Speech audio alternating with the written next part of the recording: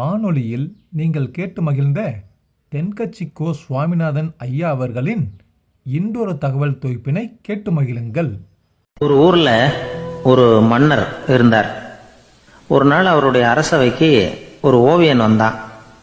அவன் சீனா தேசத்திலிருந்து வந்தவன், தாவோ சிந்தனையாளன். அவன் அங்கே வந்து மன்னர் முன்னாடி நிற்கிறான். யாரும் செய்ய முடியாத ஒரு காரியத்தை என்னால் செய்ய முடியும்னா. இவன் இப்படி சொன்னதை கேட்டதும் ஏற்கனவே அங்கே இருந்த அரசவை ஓவியன் ஒருத்தனுக்கு கோபம் வந்துட்டுது. இதோ பாரு, இப்படிலாம் பேசக்கூடாது, நான் வேணும்னா உன்னுடைய சவாலை ஏற்றுக்கிறேன் அப்படின்னா. நாம் 2 பேரும் ஓவியம் தீட்டுவோம், அதை பார்த்துட்டு நம்ம 2 பேரில் யார் சிறந்த ஓவியன் அப்படிங்கிறத மன்னரே தீர்மானம் செய்யட்டும், என்ன சொல்கிற அப்படின்னு கேட்டான். அவனும் சரின்னு ஒத்துக்கிட்டான். போட்டி ஆரம்பமாச்சு. அரசர் அவங்களுக்கு 2 சுவர்களை ஒதுக்கி கொடுத்தார். 6 மாத காலம் அவகாசம் கொடுத்தார். 2 ஓவியர்களும் அவங்கவுங்க வேலையை ஆரம்பித்தாங்க. இரவு பகலாக வேலை செய்ய ஆரம்பிச்சுட்டாங்க. 6 மாதம் முடிஞ்சது. அரசர் வந்து பார்த்தார். முதல்ல தன்னுடைய அரசவை ஓவியர் தீட்டியிருந்த ஓவியத்தை பார்த்தார். ரொம்ப பிரமாதமாக இருந்தது, பாராட்டினார்.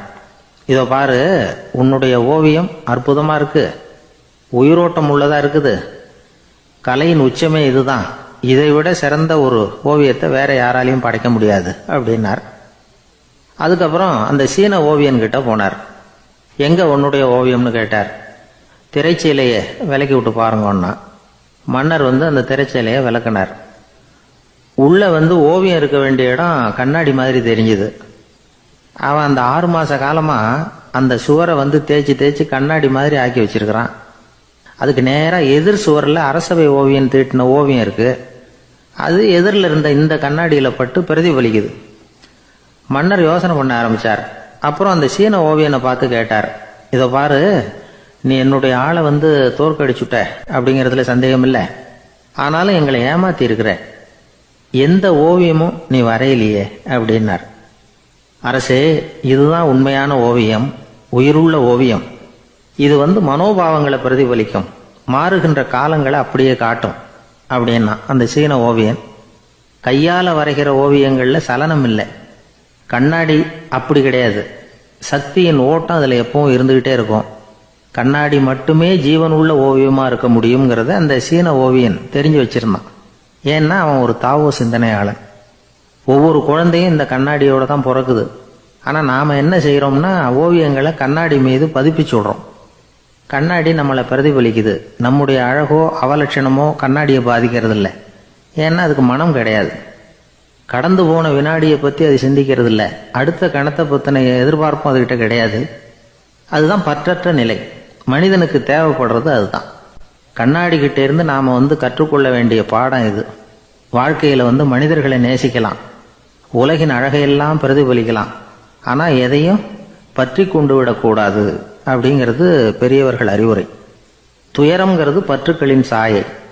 கண்ணாடி முன்னாடி நிற்கிறப்போவெல்லாம் நமக்கு இந்த ஞாபகம் வரணுமா. ஒரு குடும்ப தலைவர் ஒரு நாள் காலையில் விடிஞ்சு எழுந்திரிச்சதும் சத்தம் போட்டார். யார் இந்த கருங்குரங்கு படத்தை என் ரூமில் கொண்டாந்து மாட்டி வச்சது அப்படின்னு கத்தினார். சமையல் கட்டிலிருந்து மனைவி பதில் சொன்னாங்க. தூக்க கலக்கத்தில் உளராதிங்க, நல்லா பாருங்க, அது படம் கிடையாது, முகம் பார்க்குற கண்ணாடி அப்படின்னாங்க. அர்ஜுனன் கேட்ட கேள்விக்கெல்லாம் பகவான் கண்ணன் வந்து பதில் சொன்னார். அதுக்கு பேர் பகவத்கீதை. அதே மாதிரி உத்தவன் கேட்ட கேள்விக்கும் அவர் பதில் சொல்லியிருக்கிறார். அதுக்கு என்ன பேருனா உத்தவ கீதைன்னு பேர். அது சரி, உத்தவன்னா யார்? கண்ணனுக்கு சின்ன வயசுலேருந்தே தேர் ஓட்டிக்கிட்டு இருந்தவன் அவன் தான். குருஷேத்திர போர் முடிஞ்சது. அதர்மத்தை அழித்து தர்மத்தை நிலைநாட்டி தர்மனுக்கு முடிச்சு விட்டினார் கண்ணபிரான். அதுக்கப்புறம் துவாரகைக்கு திரும்பினார். தான் வந்த காரியம் முடிஞ்சது. அதனால் இளமையிலிருந்தே தனக்கு தேரோட்டியாக இருந்து வந்த உத்தவனை கூப்பிட்டார். இந்த பாருப்பா, உனக்கு வேணுங்கிறத கேளுன்னார். அவன் தனக்குன்னு எதையும் கேட்குறதுக்கு ஆசைப்படலை. இருந்தாலும் கேள்வி கேட்குறதில்ல அவன் ரொம்ப கெட்டிக்காரன். அதனால் கேட்க ஆரம்பித்தான். பரந்தாமா, ராஜசூய யாகத்துக்கு தர்மனை கூப்பிட்டு தன்னுடைய அரண்மனையில் விருந்து வச்சான் துரியோதனை. அதுக்கப்புறம் சூதாட்டத்துக்கு கூப்பிட்டான். தர்மன் வந்து தோல்வி அடைகிற மாதிரி பண்ணிவிட்டான். நீங்கள் தான் முக்காலமும் உணர்ந்தவராச்சே, சூதாட்டத்தில் தர்மர் ஜெயிக்கிறது மாதிரி பண்ணியிருக்கக்கூடாதா? இந்த பகடைக்காயை உருட்டுறப்போ நீங்கள் எதிர்பார்த்தது விழற மாதிரி பண்ணியிருக்கலாமே. சரி, அதுதான் இல்லை. வேடிக்கை பார்த்துக்கிட்டு இருந்த பீமன், அர்ஜுனன், நகுலன், சகாதேவன் இவங்களையும் பணம் வச்சு ஆடுறப்போவாவது காப்பாற்றிருக்கலாம். அதையும் நீங்கள் செய்யலை. பாவம் அந்த அவல பொண்ணு, ஒன்றும் புரியாத ஒன்றும் தெரியாத அந்த உன்னுடைய சகோதரி திரௌபதி, அந்த பொண்ணை துச்சாதனன் இழுத்துக்கிட்டு துகில் உரிகிற கட்டத்தில் காப்பாற்றினியே. இது நியாயமா, முறையா, அறமா? இதுதான் உத்தவன் கேட்ட கேள்வி. இதுக்கு பரந்தாமன் பதில் சொல்கிறார். அப்படி கேள் உத்தவா. தருமனை துரியோதனன் சூதாட அழைக்கும் பொழுது என்ன சொன்னான் தெரியுமா? நான் பணையம் வைக்கிறேன், எனக்கு பதிலாக என்னுடைய மாமன் சகுனி பகடக்காய்களை உருட்டுவான்னு சொன்னான். உடனே தருமன் எனக்கு பதிலாக என்னுடைய மைத்துனன் கண்ணன் பகடக்காய்களை உருட்டுவான்னு சொல்லியிருக்கலாமே. அப்படி சொல்லலை. என்ன செஞ்சான் தெரியுமா? துரியோதனன் கூட சூதாட்டத்துக்கு சம்மதிச்சிட்டோம், கடவுளே இது என்னுடைய மைத்துனன் கண்ணபிரானுக்கு தெரியக்கூடாது அப்படின்னு வேண்டிக்கிட்டான். இதனால் தருமன் எனக்கு மனசால் தடை போட்டுட்டான். அதனால் அரண்மனைக்கு வெளியிலேயே என்னை கூப்பிடுவாங்கன்னு நான் காத்துக்கிட்டு இருந்தேன். பீமன், அர்ஜுனன், நகுலன், சகாதேவன், திரௌபதி இவங்களை பணையம் வச்சு ஆடுறப்போவாவது கூப்பிடுவாங்கன்னு பார்த்தேன். அப்பவும் அவங்க என்னை கூப்பிடல, நினைக்கல. திரௌபதியை துச்சாதனன் கூந்தலை பிடிச்சி இழுக்கிறான். அப்போ கூட அவள் தன்னுடைய உடல் பலத்தால் தடுக்கிறதுக்கு முயற்சி பண்ணாலே தவிர என்ன நினைக்கல. துரியோதனன் சபைக்கு இழுத்து செல்லப்பட்ட திரௌபதி அறநூல்களையும் அரச நீதிகளையும் சொல்லிக்கிட்டு இருந்தாலே தவிர என்ன நினச்சே பார்க்கல. துகில் உரிகிற கட்டத்தில் தான் ஹரி ஹரி கண்ணா பரந்தாமன்னு கூப்பிட்டா. அதனால தான் அப்போ போய் நான் காப்பாற்றினேன் அப்படின்னா பரந்தாமன். அப்படின்னா நீ அழைச்சாதான் போவியா, நீயா போக மாட்டியா அப்படின்னு கேட்குறான் உத்தவன். ஆமாம், நான் கூப்பிட்டா தான் போவேன். மனிதர்கள் செய்யக்கூடிய செயல்களையெல்லாம் அவங்கவுங்க போக்கிலேயே விட்டுட்டு வேடிக்கை பார்த்துக்கிட்டு இருப்பேன். நான் குறுக்கிட்டு ஒன்றுமே செய்ய மாட்டேன் அப்படின்னா பரந்தாமன். மனுஷன் தவறு பண்ணுனா திருத்த மாட்டியா, சும்மா பார்த்துக்கிட்டு தான் உட்காந்துருப்பியா அப்படின்னு கேட்குறான் உத்தவன். நான் மனுஷனுடைய உள்ளத்தில் இருக்கிறப்போ என் எதிரில் மனுஷன் தவறு பண்ண மாட்டான் அப்படின்னு ஆனால் கண்ணன். அதாவது யார் நினைக்கிறாங்களோ அவங்க உள்ளத்துலலாம் அவன் இருக்கிறான். அப்படி இருக்கிறப்போ தவறு செய்ய மனுஷன் அஞ்சுவான். இதுதான் உத்தவ கீதைங்கிறது. இந்த காலத்துலேயும் சில பேர் பகவான் மாதிரி அடுத்தவங்க கஷ்டப்படுறத வேடிக்கை பார்த்துக்கிட்டு இருக்கிறது உண்டு. அன்றைக்கி அப்படித்தான். நடுத்தெருவில் ஒரு திருடனை பிடிச்சி எல்லாரும் சேர்ந்து அடிச்சுக்கிட்டு இருக்கிறாங்க. ஒரு ஆள் மட்டும் தள்ளி நின்று அதை வேடிக்கை பார்த்துக்கிட்டு இருக்கான். பார்த்துக்கிட்டு சிரிச்சுக்கிட்டு இருக்கிறான். என்ன சார் இது, பாவம் அந்த ஆளை போட்டு அப்படி அடிக்கிறாங்களே அப்படின்னும். அடிக்கட்டும் சார், அவன் அடி வாங்க வேண்டிய ஆள் தான் அப்படின்னா அவன். ஏன் சார் அப்படி சொல்கிறீங்க அப்படின்னு கேட்டோம். பின்ன என்ன சார், நான் ஒருத்தர் பையில் இருந்த பர்ஸை எடுக்கிறதுக்கு முயற்சி பண்ணிக்கிட்டு இருந்தேன். அதுக்குள்ளே அவன் முந்திக்கிட்டு அபேஸ் பண்ணிவிட்டான். பர்ஸை அவன் எடுத்துட்டான். பார்க்குறதுன்னா எடுக்கிறது அவனா? என்ன சார் நியாயம் இது? நல்லா வாங்கட்டும் அப்படிங்கிறான். ஒரு பள்ளிக்கூடம் வகுப்பு நடந்துக்கிட்டு இருக்கு. ஆசிரியர் பாடம் நடத்திக்கிட்டு இருக்கிறார். நடத்தி முடித்த உடனே கேட்டார், மாணவர்களே, இதுவரைக்கும் நான் நடத்தின பாடத்தில் உங்களுக்கு ஏதாவது சந்தேகம் இருக்கா அப்படின்னு கேட்டார். அப்புறம் ஒவ்வொருத்தராக கேட்டார். ஒரு மாணவன் எழுந்திரிச்சான். சார், எனக்கு சந்தேகம் எதுவுமே இல்லைன்னா. ஏன்னு கேட்டார். ஏன்னா எனக்கு நீங்கள் நடத்தின பாடம் தெளிவாக புரிஞ்சுட்டுது, அதனால் சந்தேகம் வரலன்னா. இன்னொரு மாணவன் எழுந்திரிச்சான். சார், எனக்கும் சந்தேகம் எதுவும் இல்லைன்னா. ஏண்டான்னு கேட்டார். ஏன்னா எனக்கு நீங்கள் நடத்தின பாடம் எதுவுமே புரியல, அதனால் சந்தேகம் வரல அப்படின்னா. இந்த இடத்துல நாம் கொஞ்சம் சிந்திச்சு பார்க்கணும். இந்த உலகத்தில் எல்லாம் புரிஞ்ச ஒருத்தனுக்கும் சந்தேகம் வராது, எதுவுமே புரியாத ஒருத்தனுக்கும் சந்தேகம் வராது. அறகுறையாக புரிஞ்சுக்கிட்டவன் இருக்கான் பாருங்க, அவனுக்கு தான் அடிக்கடி சந்தேகம் வரும். ஆக மாணவர்களை இந்த 3 வகையாக பிரிக்கலாம். அதே மாதிரி தான் மனிதர்களையும் 3 வகையாக பிரிக்கிறாங்க ஆன்மீகவாதிகள்.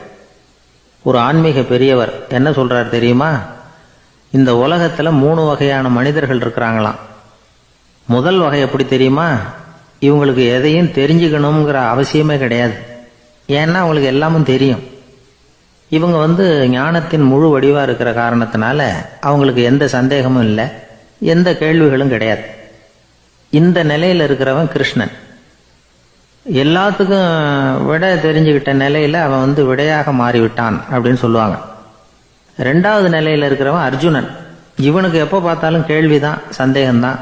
பதில் சொல்ல சொல்ல அவனுக்கு இருக்கிற சந்தேகமும் அதிகமாகிக்கிட்டே இருக்கும், குறையவே குறையாது. அர்ஜுனன் மாதிரி உள்ளவங்க எப்பவும் கேள்வி கேட்டுக்கிட்டே இருப்பாங்க. ஒரு கேள்விக்கு விட கிடைச்சுட்டுன்னு வைங்க, உடனே இன்னொரு கேள்வி அவங்ககிட்ட இருந்து வரும். கிருஷ்ணனுடைய நிலை எப்படின்னா அது கேள்விகளே அற்ற ஒரு நிலை. அர்ஜுனனுடைய நிலை எப்படின்னா அது கேள்விகளை தவிர வேறு எதுவும் அற்ற ஒரு நிலை. இவங்களை தவிர இன்னொரு ஆள் இருக்கிறான், அவனுக்கும் கேள்விகள் அற்ற ஒரு நிலை தான். அவன் யாருன்னா துரியோதனன். இவனுக்கு தெரிஞ்சுக்கணுங்கிற எண்ணமே சுத்தமாக கிடையாது. ஆவலே இல்லைங்கிறதுனால அதை புரிஞ்சுக்கணுங்கிற அவசியமும் இல்லை. அதனால் அவனுக்கு கேள்விகள் அற்ற ஒரு நிலையில் அவன் இருந்துகிட்டு இருக்கிறான். எல்லா பதிலும் தெரிந்து கொண்ட நிலையில் கிருஷ்ணனும் கேள்விகள் அற்ற நிலையில் இருக்கிறான். தெரிஞ்சுக்கணுங்கிற ஆவலே இல்லாத துரியோதனனும் கேள்விகள் அற்ற நிலையிலே இருக்கிறான். இப்படியும் இல்லாமல் அப்படியும் இல்லாமல் ரெண்டும் கெட்டான் நிலையில் இருக்கிறானே, அவன் தான் அர்ஜுனன். அதனால் பெரியவங்கள்லாம் என்ன சொல்கிறாங்கன்னா, இந்த உலகத்தில் அர்ஜுனன்களாக இருக்கிறவங்க ஒன்று துரியோதனனாக மாறிடணும், இல்லைன்னா கிருஷ்ணனாக மாறிடணும். இதை தவிர வேற வாய்ப்பு இல்லை. துரியோதனன் மாதிரி உள்ளது விலங்கு நிலை, கிருஷ்ணன் மாதிரி உள்ளது தெய்வ நிலை. அர்ஜுனன் விலங்காவும் ஆக முடியல, தெய்வமாகவும் ஆக முடியல. இப்படி ரெண்டும் கெட்டானா இருக்கிற வரைக்கும் இந்த கேள்விகளும் பிரச்சனைகளும் இருந்துகிட்டே தான் இருக்கும். இதுதான் பெரியவர்கள் சொல்லுகிற அனுபவ உண்மை. ஒரு ஆசிரியர் ரொம்பவும் விரிவாக விளக்கமாக பாடம் நடத்தின பிறகு, மாணவர்களே ஏதாவது சந்தேகம் இருந்தால் கேளுங்கன்னாராம். ஒரு மாணவன் எழுந்திரிச்சான். சார், எனக்கு ஒரு சந்தேகம்னா. என்னன்னு கேட்டார். இது வரைக்கும் என்ன பாடம் சார் நடத்துனீங்க அப்படின்னா அந்த பையன். ஒரு வயசான அம்மா ஒரு நாள் ஃபோன் பண்ணாங்க. ஐயா, நான் இந்த தகவல் நிகழ்ச்சியை தினமும் கேட்குறேன், உங்ககிட்ட ஒரு கேள்வி கேட்கணும் அப்படின்னாங்க. என்னங்க அப்படின்னோம். எனக்கு சொந்தமாக ஒரு நல்ல வீடு இருக்குது, வேணுங்கிற அளவுக்கு பணமும் இருக்குது, கணவரும் ரொம்ப நல்லவர், ரிட்டையர் ஆகி வீட்டில் தான் இருக்கிறார், பிள்ளைங்கள்லாம் பெரிய பெரிய உத்தியோகத்தில் இருக்கிறாங்க, அதில் ஒருத்தன் ஐஏஎஸ்ஸு, பணம்லாம் கூட நிறைய கொண்டாந்து கொடுக்குறாங்க. அப்படி இருந்தும் என் மனசில் நிம்மதி இல்லை, வாழ்க்கையில் ஒரு நிறைவு இல்லை அப்படின்னாங்க. ஏன்னு கேட்டோம்.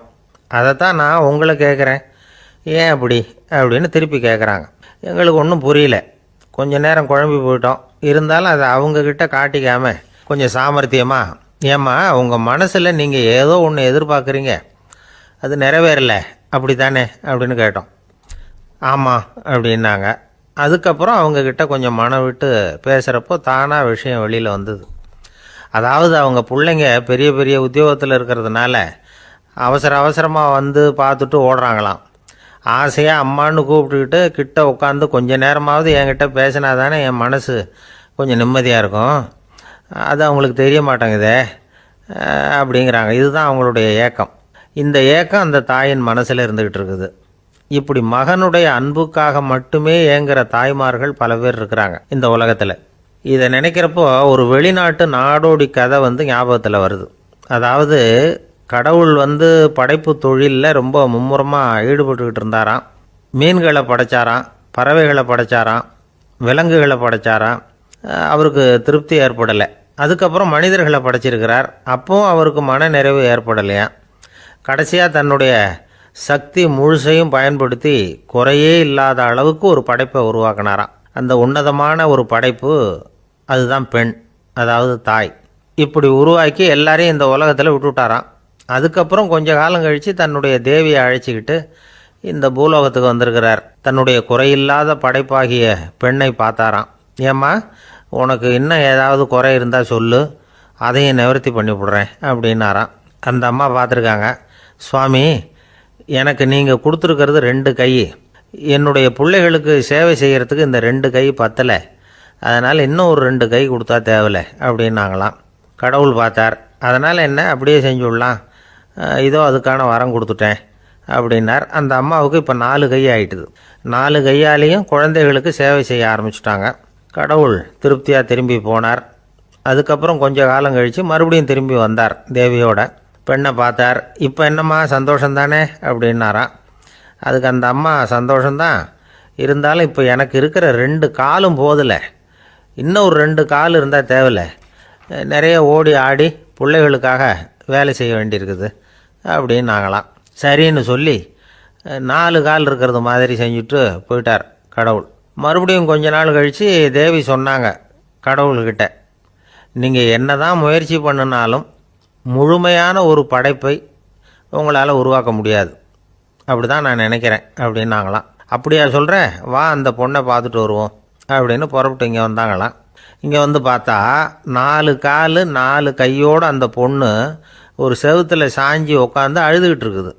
இப்போ தேவி அந்த பொண்ணை சுட்டி காட்டி கடவுள்கிட்ட கேட்டாங்களாம், ஏங்க நீங்கள் அந்த பொண்ணுக்கு கையை கொடுத்தீங்க காலை கொடுத்தீங்க சரி, அந்த கண்ணீரையும் எதுக்காக கொடுத்தீங்க அப்படின்னு கேட்டாங்களாம்.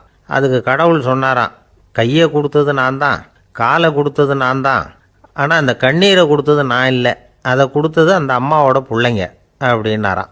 இன்றைக்கும் அப்படித்தான் பல பிள்ளைங்க அவங்க அம்மாவுக்கு கண்ணீரை தான் கொடுத்துக்கிட்டு இருக்கிறாங்க. அம்மாவை மதிக்கிற பிள்ளைங்க தான் இன்றைக்கி நல்லபடியாக இருக்கிறாங்கங்கிறது அவங்களுக்கு தெரியறதில்ல. இந்த காலத்து பிள்ளையாண்டான் ஒருத்தன் அவங்க அம்மாக்கிட்டேயும் நல்ல பிள்ளையாக நடந்துக்குவான், மனைவிக்கிட்டேயும் நல்ல கணவனாக நடந்துக்குவான், ரொம்ப சாமர்த்தியம். ஒரு நாள் அவங்ககிட்ட கேட்டாங்க, ஏன்பா உங்கள் அம்மாவும் உன் மனைவியும் சண்டை போட்டுக்கிட்டா நீ எந்த பக்கம் அப்படின்னாங்களாம். வீட்டுக்கு வெளிப்பக்கம் அப்படின்னானான் அவன்.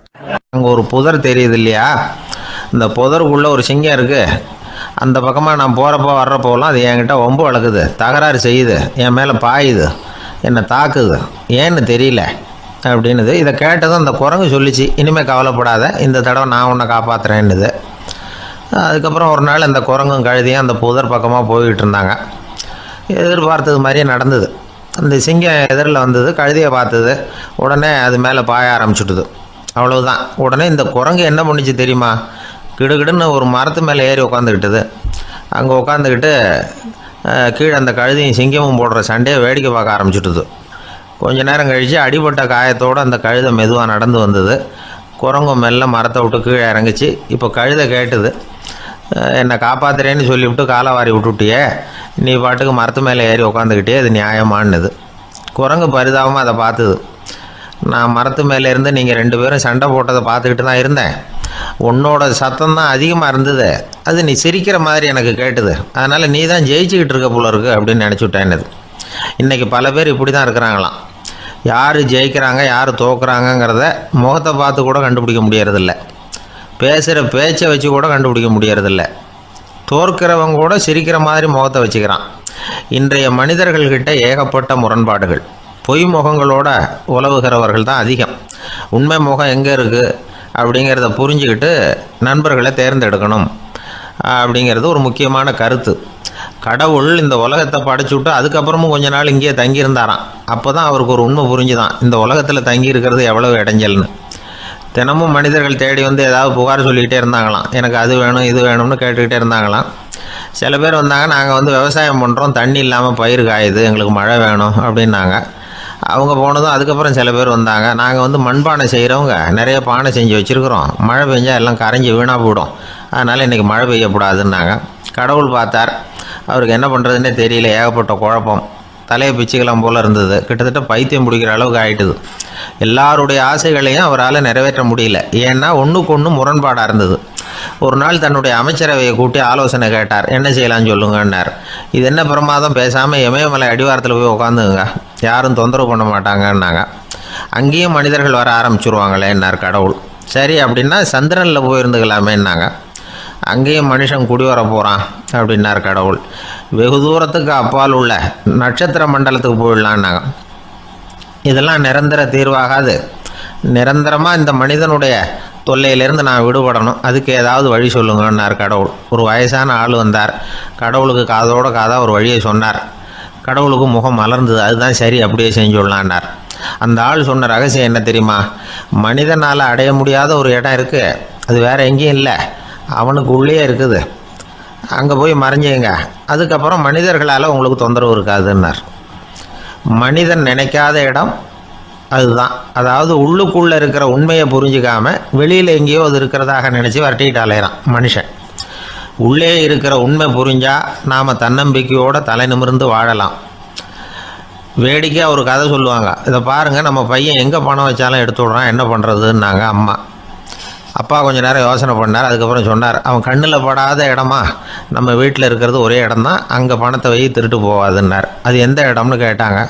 அதுதான் அவன் பாட புஸ்தகம், அதில் வச்சிரு, அவன் தொடவே மாட்டான், பாட புத்தகத்தை தொடாமல் பரீட்சையில் வெற்றி பெற முடியாது அப்படிங்கிறத புரிஞ்சுக்கணும். உள்ளே இருக்கிற உண்மையை தொடாமல் வாழ்க்கையில் வெற்றி பெற முடியாது.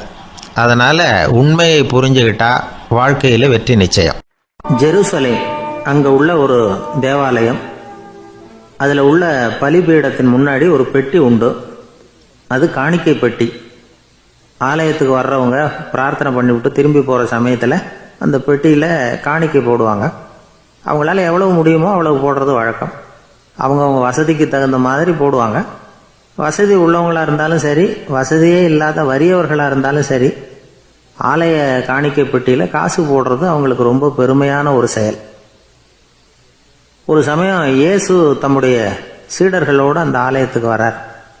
அங்கே உட்காந்து ரொம்ப நேரம் வழிபாடு பண்ணிகிட்டு இருக்கிறார். சீடர்களும் அந்த ஜபத்தில் கலந்துக்கிட்டாங்க. வழிபாடு முடிஞ்சுது. இயேசு உட்காந்துருக்கிறார். காணிக்கை பெட்டியில் காசு போடுறவங்கள கவனிக்கிறார். சீடர்களும் அதையே கவனிச்சுக்கிட்டு இருக்கிறாங்க. ரொம்ப பேர் வரிசையாக வந்தாங்க. அவங்களால முடிஞ்ச அளவுக்கு காசு போட்டுட்டு அவங்க பாட்டுக்கு போய்கிட்டு இருக்கிறாங்க. வசதியானவங்க நிறைய பேர் வந்தாங்க. அதுக்கு மத்தியில் வயசான ஒரு அம்மா, அவங்களும் வந்து காசு போட்டுட்டு போகிறாங்க. இப்போ இயேசு தன்னுடைய சீடர்கள் பக்கம் திரும்பினார். ஒரு கேள்வி கேட்டார். இப்போ இந்த காணிக்கை பெட்டியில் நிறைய பேர் வந்து காசு போட்டுட்டு போகிறத நீங்கள் கவனிச்சிங்க. இன்னைக்கு இந்த காணிக்கை பெட்டியில் ரொம்பவும் அதிகமாக காசு போட்டது யார் அப்படின்னு கேட்டார். முதல்ல வந்தார ஒரு பெரிய மனுஷன், அவர் தான் அதிகமாக போட்டார் அப்படின்னார் ஒருத்தர்.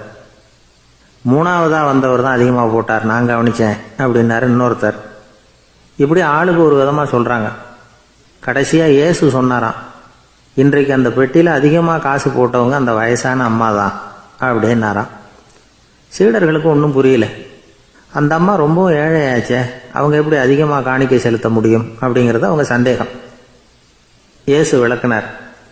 நிறைய பேர் வந்தாங்க, நிறையவே காசுகள் போட்டாங்க, அது உண்மைதான். ஆனாலும் அந்த அம்மா என்ன பண்ணாங்க கவனிச்சிங்களா? வந்தாங்க, தன்னுடைய காசு பையை திறந்தாங்க, அப்படியே கொட்டுனாங்க. அதில் இருந்தது ரெண்டு காசுகள் தான். அந்த 2 காசும் காணிக்கை பெட்டியில் விழுந்துட்டுது. மற்றவங்கள்லாம் தங்கள்கிட்ட இருந்த செல்வத்தின் ஒரு சிறு பகுதியை எடுத்து பெட்டியில் போட்டாங்க. ஆனால் இந்த அம்மா தன்கிட்ட என்ன இருந்ததோ அதை அப்படியே போட்டுட்டாங்க. தன்னுடைய பிழைப்புக்காக வச்சிருந்த அவ்வளவையும் இழக்கிறதுக்கு தயாராயிட்டாங்க. அவ்வளவு தாராள மனசு அவங்களுக்கு. அதனால் அவங்க செலுத்தின காணிக்கை தான் அளவில் அதிகம் அப்படின்னார். விலை மதிப்பில்லாத முத்து புதையல் ஒருத்தனுக்கு கிடைக்க போகுதுன்னு வச்சுக்கோங்க. அதன் மதிப்பை உணர்ந்தவன் என்ன பண்ணுவான்? அதை அடையிறதுக்காக தன்கிட்ட இருக்கிற எதையும் கொடுக்கறதுக்கு தயாராக இருப்பான் இல்லையா? அது மாதிரி தான் இதுவும் அப்படின்னார். உலக மதிப்பீடுகளை துரும்பா தூசியா மதித்து அதையெல்லாம் உதறி விடுகிறவன் இறையருள் அப்படிங்கிற இணையில்லாத செல்வத்தை பெறுகிறான் அப்படிங்கிறது இதில் உள்ள கருத்து. இறைவனுக்காக இழப்பதுன்னா துன்பப்படுகிறவர்களுக்காக, ஏழைகளுக்காக, ஏதுமற்றவர்களுக்காக இழப்பது அப்படின்னு அர்த்தம். உங்கள் அயலானுக்கு நீங்கள் என்ன உதவி செய்தாலும் அதை எனக்கே செய்கிறீர்கள் அப்படின்னு இயேசு சொல்லியிருக்கிறார். அடுத்தவங்களுக்கு உதவணுங்கிற குணம் இன்னைக்கு ரொம்ப குறைஞ்சி போச்சு. ஒருத்தன் வாழைப்பழத்தோல் வழுக்கி கீழே விழுந்துட்டான். பக்கத்தில் இருந்த நண்பன் உடனே இவனை தூக்கிக்கிட்டு போய் ஆஸ்பத்திரியில் சேர்த்துட்டான். அதுக்கப்புறம் சொன்னான், நீ அந்த வாழைப்பழத்தோலில் காலை வைக்க போகிறத முன்னாடியே நான் கவனிச்சுட்டேன் அப்படின்னானா. அப்படின்னா அப்போவே நீ எனக்கு உதவி செஞ்சுருக்கலாமே அப்படின்னானா அவன். நான் டாக்டருக்கு உதவலாம்னு நினச்சிட்டேன் அப்படின்னா இவன். வாழ்க்கையில் ரொம்பவும் அடிபட்டு அல்லல் போட்டுக்கிட்டு இருக்கிற ஒருத்தர் வந்தார். மனசு ரொம்பவும் நொந்து போய் பேசினார். இந்த உலகத்தில் மனுஷனாக பிறந்ததை விட மாடாக பிறந்திருக்கலாம் சார் அப்படின்னார். திடீர்னு வந்து என்கிட்ட இப்படி சொன்னால் அதுக்கு நான் என்னங்க பண்ண முடியும் அப்படின்னேன். உங்ககிட்ட வரணும்னு தோணுச்சு, அதனால் வந்தேன் அப்படின்னார். சரிங்க, இப்படி ஒரு யோசனை வந்ததுக்கு என்ன காரணம் அப்படின்னு சொல்லி அவர்கிட்ட கேட்டேன். அதுக்கு அவர் சொன்னார், என் பையனுக்கு வேலை தேடுறேன் கிடைக்கல, பொண்ணுக்கு மாப்பிள்ளை தேடுறேன் கிடைக்கல, வீடு கட்டுறதுக்கு கடன் கேட்குறேன் கிடைக்கல, மாடாக பிறந்திருந்தா இது மாதிரி கவலையெல்லாம் கிடையாதுல்ல, பேசாமல் வைக்கோலை தின்னுக்கிட்டு அசை போட்டுக்கிட்டே கடந்து விடலாமே அப்படின்னார் அலட்சியமாக. அதுக்கப்புறம் தான் அவர் சொன்ன கருத்தை நானும் கொஞ்சம் அசை போட ஆரம்பித்தேன் மனசுக்குள்ளே. இப்போது இயற்கையை பொறுத்த வரைக்கும் அது நாம் எல்லாரும் மகிழ்ச்சியாக வாழணும் அப்படின்னு தான் விரும்புது. விலங்குகள், பறவைகள், தாவரங்கள், அப்புறம் மற்ற உயிரினங்கள் எல்லாமும் நல்லபடியாக இருக்கணும் அப்படிங்கிறது தான் இயற்கையோட விருப்பம். அதில் ஒன்றும் சந்தேகம் இல்லை. இயற்கையோட அமைப்பை கொஞ்சம் கவனித்து பார்த்தா அதை நாம் நல்லா புரிஞ்சுக்கலாம். இருந்தாலும் இந்த ஆள் சொன்னதை கேட்ட பிறகு தான் ஒரு முக்கியமான வேறுபாடு புரிஞ்சுது. அதாவது இந்த உலகத்தில் உள்ள முக்கியமான பிரச்சனைகள் 6.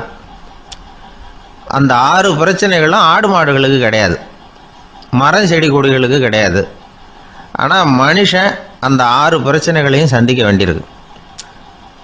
சரி, அந்த 6 பிரச்சனைகள் என்னென்ன தெரியுமா? முதல்ல இந்த ஆடு மாடுலாம் நமக்குன்னு சொந்தமாக ஒரு வீடு இல்லையே அப்படின்னு கவலைப்பட்டுக்கிட்டு இருக்கிறதில்ல. ஆனால் மனிதனுக்கு வீடு தேவைப்படுது. இது ஒரு வித்தியாசம். இப்போ 2வது பிரச்சனை என்னென்னா ஆடை பிரச்சனை. ஒரு கோழியோ சேவலோ நாம் போட்டுக்கிறதுக்கு ஒரு சட்டை இல்லையே அப்படின்னு கவலைப்படுறதில்ல. ஆனால் மனுஷனுக்கு அந்த கவலை உண்டு. சரி, இப்போ 3வது என்னன்னு பார்த்தா கல்வி பிரச்சனை. ஒரு பசுமாடு கவலையோடு நின்றுக்கிட்டு இருக்கு அப்படின்னு வச்சுக்குவோம். நீங்கள் அதுக்கிட்ட போய் ஏன் பசுமாடை கவலையோடு நின்றுக்கிட்டு இருக்கிற அப்படின்னு கேட்குறீங்க. என் கண்ணுக்குட்டிக்கு எல்கேஜியில் இடம் கிடைக்கல, டொனேஷன் கொடுக்கறதுக்கு கையில் பணமும் கிடையாது, சிபாரிசுக்கு யாரை பிடிக்கிறதுன்னு தெரியல, இப்படியா சொல்லிகிட்டு இருக்கோம். அதுக்கு அந்த கவலையெல்லாம் கிடையாது. ஆனால் மனிதனுக்கு அந்த கவலை உண்டு. 4வது என்னன்னு பார்த்தீங்கன்னா வேலை வாய்ப்பு பிரச்சனை. வேலை கிடைக்கலையே அப்படின்னு வேப்ப மரம் கவலைப்படுறதில்ல, ஆனால் மனுஷன் கவலைப்படுறான். 5வது என்னன்னு பார்த்தா கல்யாண பிரச்சனை. எருமை மாடு பசு மாடு எல்லாம் பொண்ணுக்கு மாப்பிள்ளை தேடிட்டாலே இது பேப்பரில் மணமகன் தேவை அப்படின்னு விளம்பரமாக கொடுக்குது, அதெல்லாம் கிடையாது. 6வது என்னன்னு பார்த்தீங்கன்னா பணம் சம்பந்தமான பிரச்சனை. ஆடு மாடுலாம் பணத்தை சேமிக்கணும்னோ ஏதாவது நிதி நிறுவனத்தில் முதலீடு பண்ணணும்னோ நினச்சிக்கிட்டு இருக்கிறதில்ல. பணத்தை எப்படி காப்பாற்றுறது அப்படிங்கிற கவலையும் அதுகளுக்கு கிடையாது. குதிரை குளம்போடு பிறக்குது, அதனால் அது காடு மேடெல்லாம் கவலை இல்லாமல் தெரியலாம். ஆடு உடம்பில் ரோமத்தோடு பிறக்குது, அதனால் அது குளிரை பற்றி கவலைப்பட வேண்டிய அவசியம் இல்லை. ஆனால் மனுஷனை பார்த்திங்கன்னா அவன் தான் ஒன்றும் இல்லாமல் பிறக்கிறான். ஏன் இந்த பாகுபாடு அப்படின்னு கேட்டால் இதை பற்றி கொஞ்சம் சிந்திச்சு பார்க்கணும். அதாவது இந்த சந்தேகத்தை ஒரு பெரியவர்கிட்டையும் கேட்டேன். அவர் சொன்னார் இதுக்கு பதில். அவர் இதே கேள்வியை இயற்கை கிட்ட கேட்டாராம். இயற்கை பதில் சொல்லிச்சான். வேற யாருக்கும் கொடுக்காத ஒரு வலுவான கருவியை, ஒரு பவர்ஃபுல் வெப்பன் மனுஷனுக்கு கொடுத்துருக்குறேன்னு, அந்த கருவியை உபயோகப்படுத்தி அந்த 6 பிரச்சனை மட்டும் இல்லை 6 கோடி பிரச்சனைகள் இருந்தாலும் அதையெல்லாம் சமாளிக்கலாம். அது கருவி என்ன தெரியுமா? அதுதான் 6வது அறிவு. அதை உபயோகப்படுத்தினா காலுக்கு செருப்பு தயார் பண்ணிக்கலாம், குளிருக்கு போர்வை தயார் பண்ணிக்கலாம், என்ன வேணும்னாலும் செய்யலாம் அப்படின்னு இயற்கை பதில் சொல்லிச்சான். அதனால் நாம் செய்ய வேண்டியது என்னென்னா இயற்கையை முதல்ல சரியாக புரிஞ்சுக்கணும். இயற்கையின் படைப்பையே நாம் சரியாக புரிஞ்சுக்கிறது இல்லையா, அதுதான் வேதனை. இந்த கதையை கேளுங்க. இப்போ நகரத்திலேருந்து ஒரு ஆள் கிராமத்துக்கு வந்தான். அங்கே ஒரு சிறுவன் மாடு மேய்ச்சிக்கிட்டு இருந்தான். நகரத்து ஆள் சொன்னான், எவ்வளோ அழகான பசு, அது சரி இதுக்கெல்லாம் ஏன் கொம்பு இல்லைன்னா. இதுக்கு அந்த பையன் பதில் சொன்னான், பசுமாட்டுக்கு கொம்பு இல்லாததுக்கு பல காரணங்கள் உண்டு. கண்ணுக்குட்டியாக இருந்தால் கொம்பு இருக்காது, பசு வளர்ந்து பெருசானதுக்கு அப்புறம் தான் கொம்பு முளைக்கும், இது ஒரு காரணம். சில சமயம் வளர்கிற கொம்பை எடுத்து விடுறது உண்டு, அது ஒரு காரணம். ஆனால் இதுக்கு ஏன் கொம்பு இல்லைன்னு கேட்குறீங்க. அதுக்கு என்ன காரணம்னா இது பசு இல்லை குதிரை அப்படின்னானா. ஒரு ஊரில் ஒருத்தர் இருந்தான். ஏதோ ஒரு சின்ன அலுவலகத்தில் வேலை பார்த்துக்கிட்டு இருந்தான். ரொம்ப ஏழை. வர்ற கொஞ்சம் வருமானத்தை வச்சு வாழ்க்கையை ஓட்டிகிட்டு இருந்தான். ஒரு நாள் தெரு வழியாக அவன் நடந்து வந்துக்கிட்டு இருக்கிறான். தெருவில் ஒரு காசு கிடந்தது. அதை பார்த்துட்டான். அது குனிஞ்சு எடுத்தான். அது ஒரு பழங்கால காசு. அந்த காசு நடுவில் ஒரு துளை இருந்தது, அதாவது துளையிட்ட நாணயம். பழங்காலத்தில் புழக்கத்தில் இருந்த ஒரு நாணயம் அது. துளையிட்ட நாணயம் கிடைச்சதுன்னா ரொம்ப நல்லது, அது அதிர்ஷ்டம் அப்படின்னு ஒரு நம்பிக்கை உண்டு. இவன் கையில் அது கிடைச்சதும் ரொம்ப சந்தோஷப்பட்டான். இனிமேல் என்னுடைய கஷ்டம்லாம் தீரப்போகுது, அதிர்ஷ்டம் என்னை தேடி வரும், நான் பணக்காரன் ஆகிடுவேன் அப்படின்னு சொல்லிட்டு அந்த காசை தன்னுடைய கோட்டு பையில் பத்திரமா போட்டு வச்சுக்கிட்டான். அடிக்கடி அதை தொட்டு பார்த்துக்கிறது உண்டு, வெளியில் எடுக்க மாட்டான். இப்படியே கொஞ்ச காலம் ஆச்சு. அதுக்கப்புறம் என்னாச்சு தெரியுமா? நிஜமாகவே அதிர்ஷ்டம் அவனை தேடி வர ஆரம்பிச்சிட்டுது. செல்வம் குவிஞ்சுது. பணம் பதவி புகழ் எல்லாம் சேர்ந்தது. சமூகத்தில் அவன் ஒரு பெரிய மனுஷன் ஆயிட்டான். எல்லாரும் அவனை பாராட்டினாங்க. அவன் எதை தொட்டாலும் வெற்றி, எல்லாம் அந்த காசோட மகிமை அப்படின்னு அவன் மனசுக்குள்ளே நினச்சிக்கிட்டான். தினமும் காலையில் அந்த கோட்டை போட்டுக்கிட்டு தான் வெளியில் கிளம்புவான். புறப்படுறதுக்கு முன்னாடி கோட்டு பாக்கெட்டை தொட்டு பார்த்துக்குவான், உள்ளே காசு இருக்கா அப்படிங்கிறத உறுதிப்படுத்திக்குவான். அதுக்கப்புறம் தான் வெளியில் கிளம்புவான். இப்படியே பல வருஷம் ஓடி போச்சு. ஒரு நாள் அவனுக்கு அந்த ஆசை வந்துட்டுது. அதாவது அந்த துளையிட்ட நாணயத்தை எடுத்து கண்ணால் பார்க்கணும் அப்படின்னு. காலையில் சாப்பிட்டுக்கிட்டு இருந்தான். அப்போ தன்னுடைய மனைவிகிட்ட சொன்னான், ரொம்ப நாளைக்கு அப்புறம் என்னுடைய அந்த நாணயத்தை இன்னைக்கு வெளியில் எடுத்து பார்க்க போகிறேன்னா. என்னத்துக்கு அது, இப்போ அதை பார்க்க வேணாமே அப்படின்னு மெதுவாக இழுத்தாங்க அந்த அம்மா. இல்லை நான் பார்த்தே தீரணும் அப்படின்னு அவன் தன்னுடைய சட்டை பைக்குள்ள கையை விட்டான். உள்ளே இருந்த நாணயத்தை வெளியில் எடுத்தான்.